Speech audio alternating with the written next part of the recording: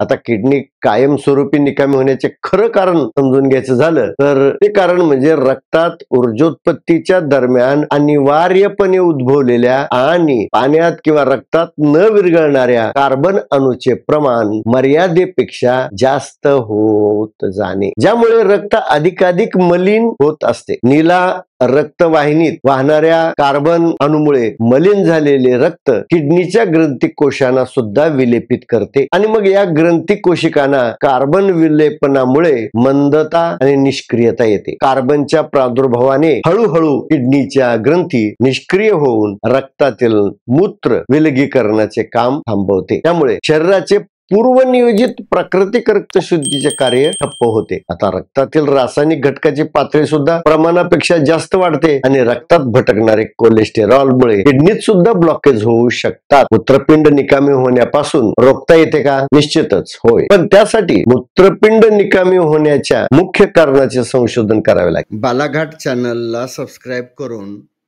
Like आणि share करावे.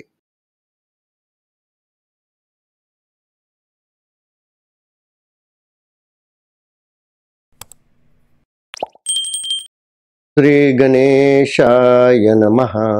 श्री सरस्वत्यै नमः. श्रीमत् सद्गुरुचरणारविंदाभ्या नमः. श्रीमत् कुलदेवतायै नमः. गुरुर्ब्रह्मा गुरुर्विष्णुः गुरुर्देवो महेश्वराः. गुरुः साक्षात् परब्रह्म तस्मै श्री गुरवे नमः.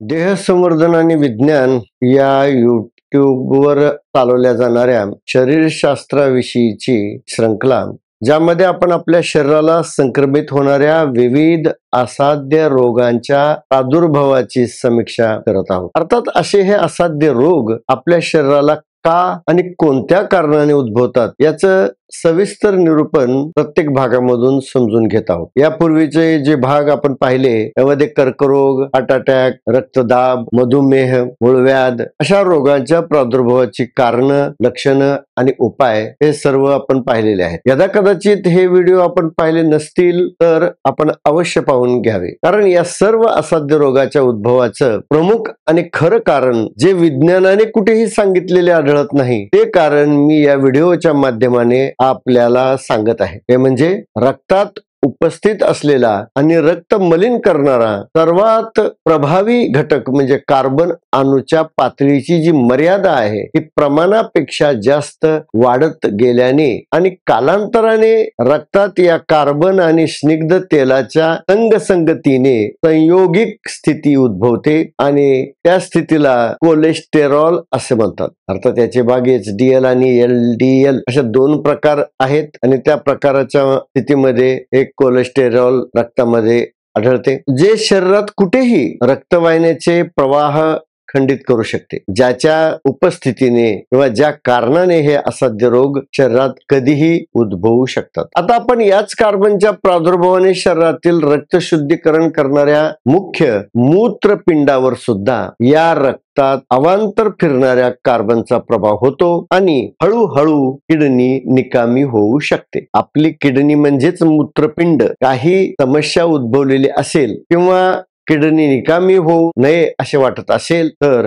हा व्हिडिओ आपल्यासाठी आहे, तो संपूर्ण पाहावा. शरीरातील किडनीचे स्थान नेमकं कुठं आहे हे जर पाहिलं तर किडनी जे स्वयंचलित आंतरिंद्रिय नाभीच्या वरती मणिपूर चक्रस्थानी लहान आतड्याच्या पाठीमागे पाठीच्या कण्याला लागून दोन्ही बाजूला डावी आणि उजवी अशा दोन किडन्या असतात. शरीराच्या निरोगी व्यवस्थापनासाठी प्रकृतीने आंतरिंद्रिय स्वयंचलित संवेदनशील बनवलेले आहे. अर्थात किडनी साधारण हाताच्या मुठीच्या आकारा एवढी म्हणजे तवळी, राजमा किंवा घेवडा बीजाच्या आकृतीप्रमाणे असते. किडनीचे आकारमान साधारण 10 सेंटीमीटर लांब, 5 सेंटीमीटर रुंद आणि 4 सेंटीमीटर जाड असते. याचे उजवे मूत्रपिंड आणि डाव्या मूत्रपिंडाच्या किंचित खाली असते, म्हणजे थोडा पातळी लेवल फरक असतो, पातळीमध्ये फरक असतो. किडनी हे रक्ताभिसरण संस्थेचा मुख्य भाग असून रक्तातील रासायनिक घटकांना काढून मूत्र विसर्जन करणारे प्रमुख अवयव आहे. आता किडनीचे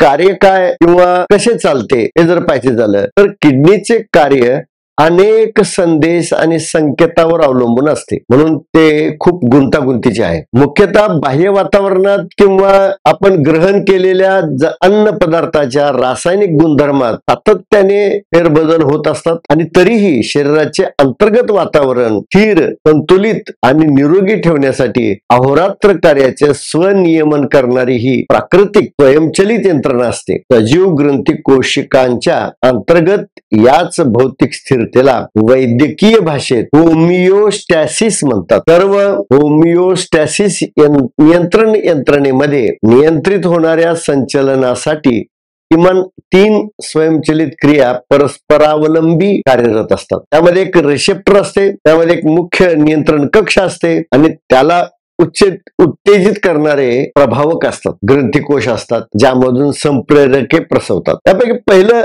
रिसेप्टर म्हणजे संवेदना वाहक मज्जातंतूच्या यंत्रणेशी जोडलेला घटक स्वयंचलितपणे बाह्य किंवा अंतर्गत वातावरणात होणाऱ्या बदलाचे निरीक्षण करून त्यांना प्रतिसाद देतो. त्याची बाह्य त्वचा थर्मो रिसेप्टर्स असते आणि मेकॅनो रिसेप्टर्स बाह्य वायू पाण्याच्या शीतोष्ण स्थितीची माहिती मिळवतात आणि नियंत्रण कक्षाला पाठवतात. त्यानंतर येणार नियंत्रण कक्ष आहे. यात श्वसन संस्थे समान संस्थेतील चंद्र आणि सूर्य नाडीद्वारे बाह्य वायुरूप श्वासाचे आवागमन होते, तेव्हा हवेच्या तापमानानुसार शरीर थंड आणि उष्ण ठेवण्याचे निर्देश या आज्ञाचक्र स्थानावरून सर्व शरीर ग्रंथींना पाठवले जातात. त्याचबरोबर मेंदूकडून याच वर्तमान स्थितीचे निर्देश आणि आदेश सर्व शरीराच्या कोशिकांना आणि किडनीच्या नियंत्रण कक्षाला सुद्धा मिळतात. या स्वयंचलित प्रणालीचे कार्य खूप गुंतागुंतीचे असते. वैद्यकीय शाखेत शिक्षण घेणाऱ्या विद्यार्थ्यांना सुद्धा हे समजून घेणे खूप अवघड असते. याला वैज्ञानिक वैद्यकीय भाषेत रेनिन अँजिओटेन्सिन प्रणाली असे म्हणतात. काय समजलं का? हे समजण्याची काही गरजही नाही, पण एवढं समजून घ्या की याच्यामध्ये नियंत्रण कक्ष फार प्रभावी असतो आणि त्याचे संदेश आणि आदेश सर्व ग्रंथीकोशांना पाळावेच लागतात. आणि उचित संदेश आणि आदेश प्रवाहित होण्यासाठी काही संप्रेरक प्रसवक प्रभावक असतात. म्हणजे जर बाह्य वातावरणात झालेल्या बदलाचा काही अंशी शरीरावर प्रतिकूल परिणाम होत असला तरी अशा आपत्कालीन स्थितीत सुद्धा शरीराची प्रकृती सामान्य स्थिर स्थितीत परत आणण्यासाठी सांघिकपणे सर्व शरीर ग्रंथी एकजूटपणे एकमेकास सहाय्यभूत होऊन कार्य करतात. अशा लक्ष्य पूर्तीसाठी मेंदू म्हणा, श्वसन संस्था, मज्जा संस्था आणि किडनीतील स्थावर ग्रंथी, त्याचबरोबर अनेक स्राव प्रसवक ग्रंथी, लसिका ग्रंथी या विशेष रसायनाने स्रवणाऱ्या लसिका ग्रंथी कोशिका संयुक्तपणे आपापल्या स्तरावर शरीरांतर्गत प्रकृती अनुकूल करण्यासाठी आवश्यक रसायने प्रसवतात आणि शारीरिक आरोग्य स्थिती मर्यादित नियंत्रणात ठेवण्याचा प्रयत्न करतात. या कार्यात मदत करणाऱ्या रासायनिक संप्रेरकांना प्रभावक म्हणतात. स्वयंचलितपणे अशी संप्रेरके वेगवेगळे ग्रंथीकोश रक्तात पाझरतात. याचे उदाहरणच द्यायचे झाले तर जसे यकृतातील पित्त आम्ल प्रसवक संप्रेरके आहार ग्रहणानुसार जठरात पाझरतात. जेव्हा रिसेप्टरला उत्तेजनाची जाणीव होते तेव्हा ते चंद्र सूर्य नाडी नियंत्रण केंद्राकडे क्रिया संदेश पाठवून प्रतिक्रिया देतात. नियंत्रण केंद्र तापमानासारख्या विशिष्ट संचलनासाठी देखभाल करण्यासाठी स्वीकारार्ह वरच्या आणि खालच्या मर्यादा ठरवतात आणि त्यानुसार शरीराची प्रकृती स्थिर करण्याचा प्रयत्न करतात. अर्थात नियंत्रण केंद्र गरजेनुसार योग्य प्रतिसाद निश्चित करून नियोजित ग्रंथीकोशियांना संप्रेरके उत्पन्न करण्यासाठी निश्चित संदेश पाठवून अनुकूल प्रतिसाद देतात. या यंत्रणेत एक म्हणा किंवा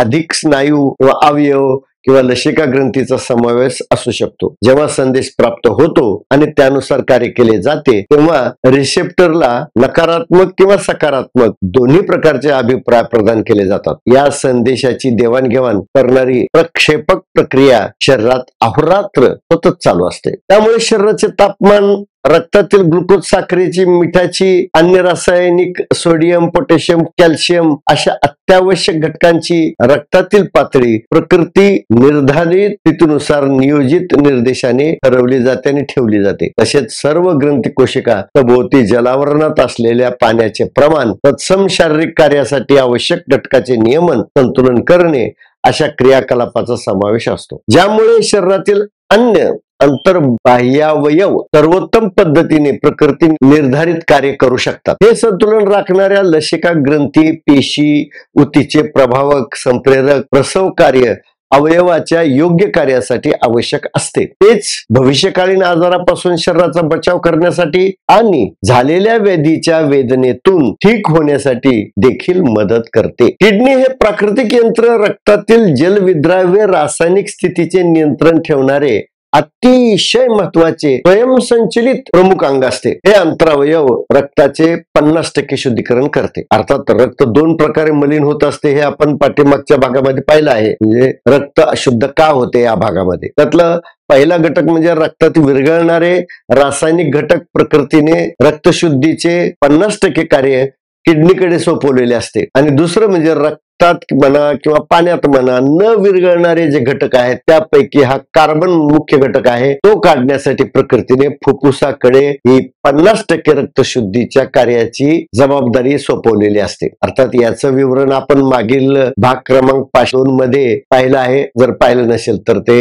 अवश्य पाहून घ्या. त्यामुळं पहिला जो घटक आहे रक्तात विरघळणारे घटक बाहेर काढण्याचे काम या दोन्ही अंगाला म्हणजे डाव्या आणि उजव्या मूत्रपिंडावर प्रकृतीने नियोजितपणे सोपवलेले आहे. म्हणजे शरीराकडून हृदयाकडे जाणाऱ्या ज्या नीला व्हेन, त्याला पिंगळा म्हणतात, या रक्तवाहिनीतील प्रवाहित जलविद्राव्य रासायनिक घटकाचे व्यस्त प्रमाण शरीरानुकूल मर्यादेत संतुलित ठेवण्याचे काम अहोरात्र करावे लागते. मूत्रपिंड थेट पिंगळा वाहिनीला म्हणजेच नीला, जे त्याला शिरा म्हणतात किंवा व्हेन्स सुद्धा म्हणतात, या शरीराकडून हृदयाकडे चाललेल्या मुख्य रक्तवाहिनीला जोडलेले असते. हृदयाकडे वाहणाऱ्या रक्तातील अतिरिक्त रासायनिक पदार्थ निराळे काढून ते मूत्र रूपाने संकलित करणाऱ्या मार्गिकेतून मूत्र साठवण करणाऱ्या पिशवीत जमा केले जाते. त्याला ब्लेडर असे म्हणतात. तसेच रक्तातील असंतुलित आम्ल आणि अल्कली याचे पीएच मापन 7 प्रमाणे मर्यादित केले जाते. अर्थात त्याला सुद्धा ही मूत्रपिंडे संतुलित करण्याचा प्रयत्न करतात. ऊर्जा निर्मिती करताना शरीराच्या ग्रंथी कोशांनी ग्लुकोज म्हणजे साखर रेणू तोडल्यामुळे जे कार्बन आणि पाणी हे आपोतघातक 2 पदार्थ तयार होतात. या उत्सर्जित पाण्याचे आणि पाण्यात विरघळलेल्या सर्व जलविद्राव्य रासायनिक घटकाचे नियंत्रण आणि नियमन प्रकृतीने जे किडनीवर सोपवलेले असते, म्हणून त्या किडनीला करावे लागते. प्रामुख्याने शारीरिक गरजेनुसार रासायनिक घटकाची प्रमाणित कमाल मर्यादा या एकाच ठिकाणावर नियंत्रित केली जाते. त्यासाठी शरीरातील सर्व रक्त किडनीत येण्याची आवश्यकता नसते. हे रक्त किडनीत येते, तेथूनच रसायने बाहेर निघतात आणि संपूर्ण शरीरात त्याच वेळी सम प्रमाणात ते संतुलित केले जातात. म्हणजे युनिफॉर्मली डिस्ट्रीब्युटेड होतात ते ऑटोमॅटिक. कारण जलविद्राव्य असल्यामुळं जे किडनी काढते ते प्रमाण सगळ्याच रक्तामध्ये आपोआप त्याच क्षणी कमी होते. याचा अर्थ त्यासाठी रक्ताला कुठे यावं जावं लागत नाही. किडनी फक्त त्या नीला पिंगळा नाडीला जोडलेली असते. नीलामधलं रक्त नीलामध्येच राहते. नीलामधून दुसरीकडे कुठे जात नाही, ते डायरेक्ट हृदयाकडे जात असते. आणि फक्त किडनी त्यातला जो रासायनिक अनावश्यक घटक आहेत ते फक्त काढून मूत्र संकलन करणाऱ्या मूत्रवाहिन्यांमधून ब्लेडर मध्ये जमा करते, म्हणजे मूत्राशयामध्ये जमा करते. परंतु रक्त अशुद्ध करणारा मुख्य जो आपोतघातक कार्बन अणू पाण्यात विरघळत नसल्यामुळे किडनीला रक्ताबाहेर काढता येत नाही. कारण किडनीची क्षमता तेवढीच आहे, जे पाण्यामध्ये विद्राव्य होणारे घटकच फक्त ती काढू शकते. पाण्यामध्ये न विरघळणाऱ्या घटकांना ती बाहेर काढू शकत नाही. म्हणून किडनी ही नीला रक्तवाहिनीला रक्त गाळून अर्धे शुद्ध करते आणि किडनीने गाळलेले रक्त पुन्हा त्याच नीला वाहिनीतून हृदयाकडे येते आणि किडनीच्या ग्रंथी कोशांना शुद्ध रक्त पुरवठा करणाऱ्या वेगळ्या धमनी वाहिन्या असतात. त्या किडनीच्या ग्रंथी कोशांनी वापरलेल्या मलिन रक्त वेगळ्या वाहिनीने या नीला वाहिनीला जोडलेले असते. म्हणजे किडनीला शुद्ध शुद्ध रक्त पुरवठा करणारी वाहिनी ही धमनीमधून निघते आणि प्रत्येक ग्रंथीला ते रक्त पुरवठा करते. त्यांनी विसर्जित केलेला मल वाहून नंतर नीलावाहिनीतच येतो, तो वेगळ्या वाहिनीने येतो. आता मूत्रपिंड रोगग्रस्त का होते याचं कारण समजून घेणं फार महत्वाचं आहे, कारण ह्याचं अनेक कारण जरी सांगितली जात असली, म्हणजे मूत्रपिंड रोगग्रस्त होणे म्हणजेच काय, तर मूत्रपिंड आपले प्राकृतिक नियोजित रक्तशुद्धीचे कार्य सक्षमपणे व्यवस्थित न करणे, त्यालाच मूत्रपिंड निकामी होणे असं म्हणतात. शरीरातील द्रवरूप जलविद्राव्य रासायनिक घटकांना संतुलित ठेवण्याचे काम प्राकृतिक आवश्यकतेनुसार योग्यरित्या केले जात नाही. मूत्रपिंड दोन प्रकारे निकामी होत असते. पहिला म्हणजे अचानक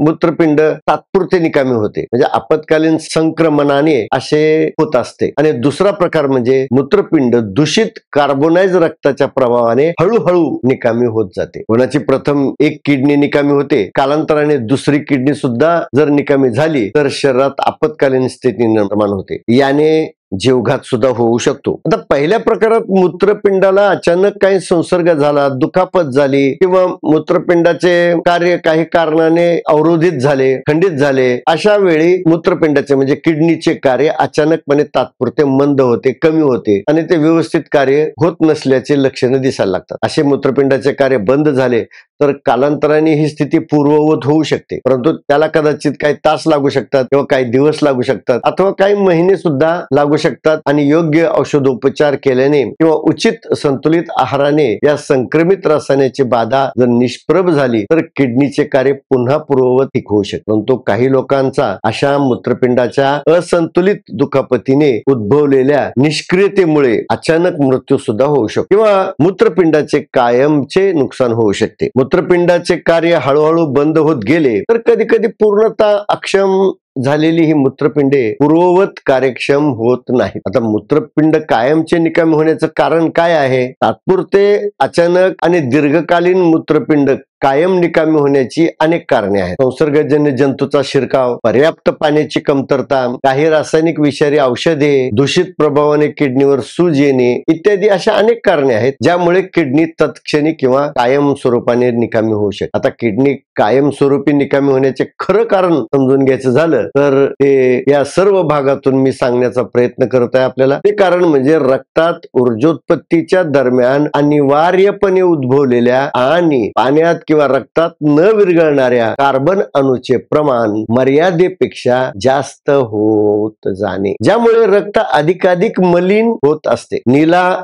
रक्तवाहिनीत वाहणाऱ्या कार्बन अणूमुळे मलिन झालेले रक्त किडनीच्या ग्रंथी कोशांना सुद्धा विलेपित करते आणि मग या ग्रंथी कोशिकांना या कार्बन विलेपनामुळे मंदता आणि निष्क्रियता येते. कार्बनच्या प्रादुर्भावाने हळूहळू किडनीच्या ग्रंथी निष्क्रिय होऊन रक्तातील मूत्र विलगीकरणाचे काम थांबवते. त्यामुळे शरीराचे पूर्वनियोजित प्राकृतिक रक्तशुद्धीचे कार्य ठप्प होते. आता रक्तातील रासायनिक घटकाची पातळी सुद्धा प्रमाणापेक्षा जास्त वाढते तेव्हा खालील सर्वसाधारण लक्षणे दिसू शकतात. लघवीच्या वेळापत्रकात बदल होतो, जसे काही रात्री खूप वेळा लघवी करण्यासाठी जागे व्हावे लागते किंवा लघवीत रक्त उतरते, थकवा येणे, भूक न लागणे, मळमळ करणे आणि उलट्या होणे, घोट्यामध्ये आणि पिंढऱ्याला सूज येणे, हात सुटणे, थाप लागणे, श्वासोश्वास नीट न चालणे आणि मुख्य म्हणजे पायाला आणि पिंढऱ्याला सूज येणे. अशा लक्षणाकडे दुर्लक्ष न करता आपण जवळच्या डॉक्टरकडे जाऊन रक्तातील या रासायनिक घटकाचे प्रमाण तपासून पाहावे. कार्बन आणि कार्बनचे संयुग असलेले कोलेस्टेरॉल हे दोन्ही प्रामुख्याने किडनीच्या निकामी स्थितीचे मुख्य कारण आहे. याच्यामुळे रक्त पुरवठा व्यवस्थित चालत नाही आणि रक्तात भटकणारे कोलेस्टेरॉलमुळे किडनीत सुद्धा ब्लॉकेज होऊ शकतात. मूत्रपिंड निकामी होण्यापासून रोखता येते का? निश्चितच होय, पण त्यासाठी मूत्रपिंड निकामी होण्याच्या मुख्य कारणाचे संशोधन करावे लागेल. काही अनपेक्षित कारणाने अचानक मूत्रपिंड निकामी झाले तर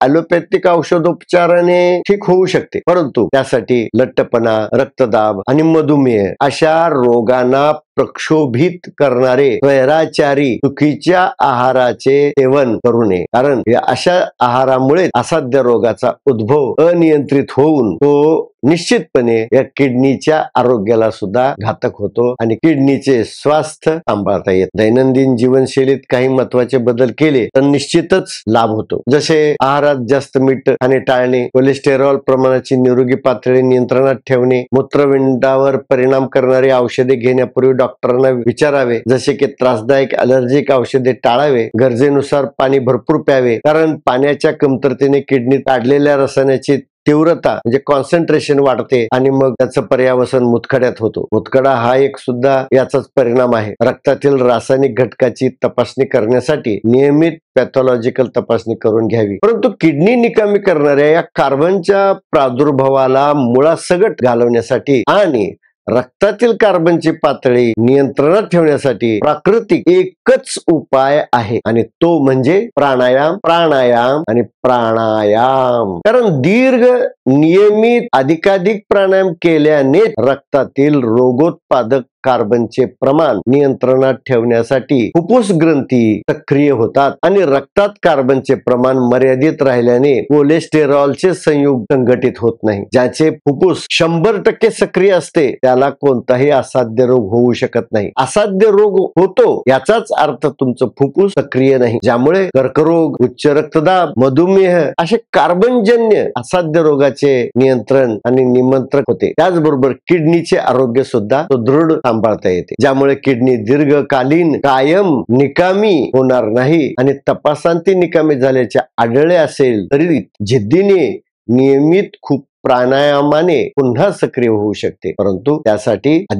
अधिक प्राणायाम करणे अनिवार्य आहे आणि स्वतःविषयी जागरूक आणि प्रामाणिक प्रांजळ राहणं गरजेचं आहे. दुसऱ्याला सांगण्यासाठी व्यायाम करू नका, दुसऱ्याला दाखवण्यासाठी प्राणायाम करू नका. स्वतःच्या निरोगी स्थितीला पूर्ववत आणि दीर्घकालीन अगदी मरेपर्यंत निरोगी राहण्यासाठी या प्राणायामाचा विनियोग दैनंदिन जीवनामध्ये करा आणि नियमित दीर्घ प्राणायामाची सवय आणि व्यसन लावून घ्या. कारण दीर्घकालीन कायम निकामी होणाऱ्या किडनीला ॲलोपॅथिक औषधी पर्यायाने पूर्ववत सक्रिय करणे शक्य नाही, परंतु प्राणायाम केला तर औषधाचा सुद्धा अनुकूल परिणाम लवकर होतो. किडनी फेल म्हणजे निकामी झाली तर ॲलोपॅथिक व्यवस्थेत प्रभावी 2च उपाय आहेत. एक म्हणजे डायलिसिस करणे, म्हणजे यंत्राद्वारे नियमित किमान 15 दिवसाला एकदा रक्त शुद्ध करणे, परंतु हे वर्तन चक्र हळूहळू वाढत जाते. दुसरं उपाय म्हणजे किडनी ट्रान्सप्लांटेशन, म्हणजे आपली किडनी अन्य सुदृढ व्यक्तीची किडनी मिळवून किमान एक तरी किडनी बदलावी लागते. त्यासाठी खूप आर्थिक खर्च सोसावा लागतो. शस्त्रक्रिया आणि औषधोपचार केल्याने होणाऱ्या वेदना सहन कराव्या लागतात. त्यामुळं माझ्या श्रोत्यांना एकच विनंती आहे की आपली किडनी सुदृढ राहावी असं वाटत असेल आणि आयुष्यभर सक्रिय राहावी असं वाटत असेल तर त्या प्रत्येकाने एकच काम करावे, त्याने नित्य रोज अधिकाधिक प्राणायाम क्रिया मनाच्या उपस्थितीत करावी. त्यासाठी दिवसातून काही काळ राखून नियमित आवर्जून ध्यान, धारणा, मेडिटेशन करावे. अर्थातच त्याच्याबरोबर पथ्यपालन म्हणजे आहार सात्विक असावा, शाकाहारी असावा, मर्यादितपणे स्वीकारावा म्हणजे मिताहार करावा. याचाच अर्थ अभक्षण आणि अतिभक्षण आणि निषिद्ध अन्न ग्रहण करणे टाळावे. आपण यदा कदाचित मागचे व्हिडिओ गंभीरपणे पाहिले नसतील. प्राणायाम का करावा, किती करावा, कसा करावा यासाठी याच चॅनेलवर प्रक्षेपित होणारे मागचे भाग क्रमांक 5.1, 5.2, 5.3, 5.4, 5.6 हे सर्व व्हिडिओ पुन्हा व्यवस्थित लक्षपूर्वक गंभीर होऊन एकांतामध्ये ऐकावे किंवा पाहावे. मला वाटतं किडनी विषयी मी केलेलं हे निरूपण एवढं पर्याप्त आहे. एवढं बोलून मी माझं या ठिकाणी किडनीवरचं चिंतन समाप्त करतो. धन्यवाद.